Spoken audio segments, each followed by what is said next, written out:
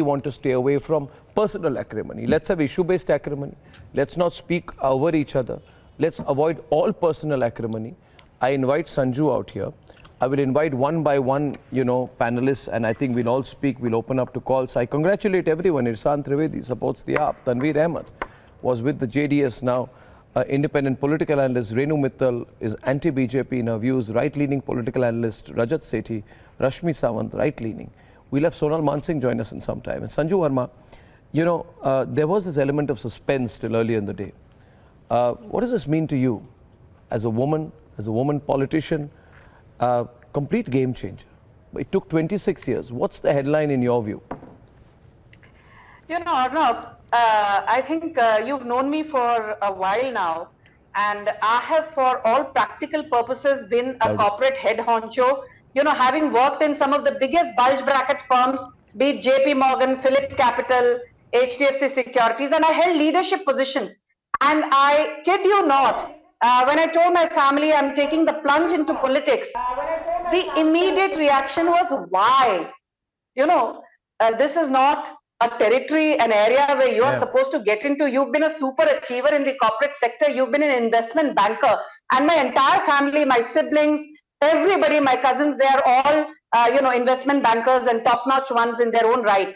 So I think this basically, not that I'm a big fan of some of these American business schools, but I'm reminded of a very interesting study which I read in 2010 by the Harvard Kennedy School of Public Policy, which said that while women voters are the largest chunk that influences policy making and poll outcomes, not only in emerging market economies, but also in developed and mature economies like the US, UK, what have you, women as political representatives are a very vulnerable group. They have never been given their due. Forget India, forget China, forget Indonesia. Even in the US and UK, women politicians are not a commonality.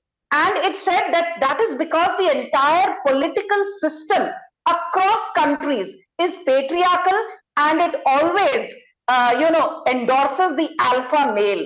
It endorses the alpha male system of politics. So I think this 33% reservation by way of the women's bill, if it comes to fruition, I think it will be excellent. And I think, Arnav, I am reminded of that famous, or should I say, it was infamous for Rahul Gandhi. I remember that interview of yours which went viral, where Rahul Gandhi used the word women empowerment, women. Your question would be anything, but uska ek hi jawab hota tha, I believe in women empowerment. But you have to play that on loop to realize how hypocritical the Congress is. I think the only other video of yours which has overtaken that is the recent one where you said, on Chandrayaan 3's landing, this was founded by Nehru ji and nurtured by Indira ji and taken to great heights by Rahul ji, which has everybody in splits.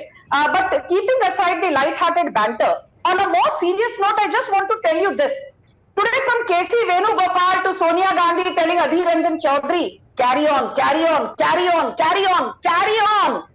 Mahila Arakshan. But you know something, I did some homework before coming to your debate. The very first time that the women's reservation bill was introduced was way back in 1996 when H.D. Deve Gowda was the Prime Minister. Then subsequently it was introduced by Atal Bihari Vajpayee in 1998, in 2002 and 2003. And the very interesting information that I gathered while doing homework was that each time, guess which is the party which opposed women reservation bill? It was none other than Rahul Gandhi and Sonia Gandhi's Congress. Today, these guys are standing at the forefront and saying, "Hame credit do, hame credit do." Arey bhai sahab, you were opposing the women reservation bill when Deve Gowda moved it in 1996. You opposed it when Vajpayee moved it in 1998. You opposed it again when Vajpayee moved it in 2002. You again opposed it when Vajpayee moved it in 2003. And I will end by saying just one more thing. Jairam Ramesh put out a tweet saying, we moved the women reservation bill on the 9th of March 2010. We had it approved in the Rajya Sabha, but we could not get endorsement in the Lok Sabha. But Jairam Ramesh forgets to tell you the full story. Who were the two principal parties who did not support the Congress in 2010 in bringing to fruition the women reservation bill?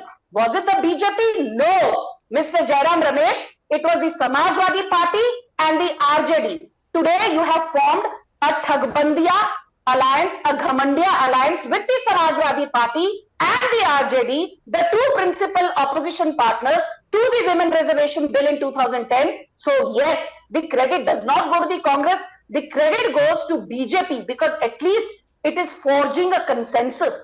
Under Manmohan Singh, there was no consensus. Samajwadi Party was talking in one voice, RJD in another voice, and Sonia Gandhi is on record saying that her own party members said that the winnability factor of women representatives is very low.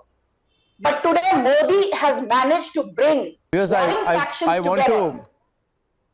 I want to make a categorical comment.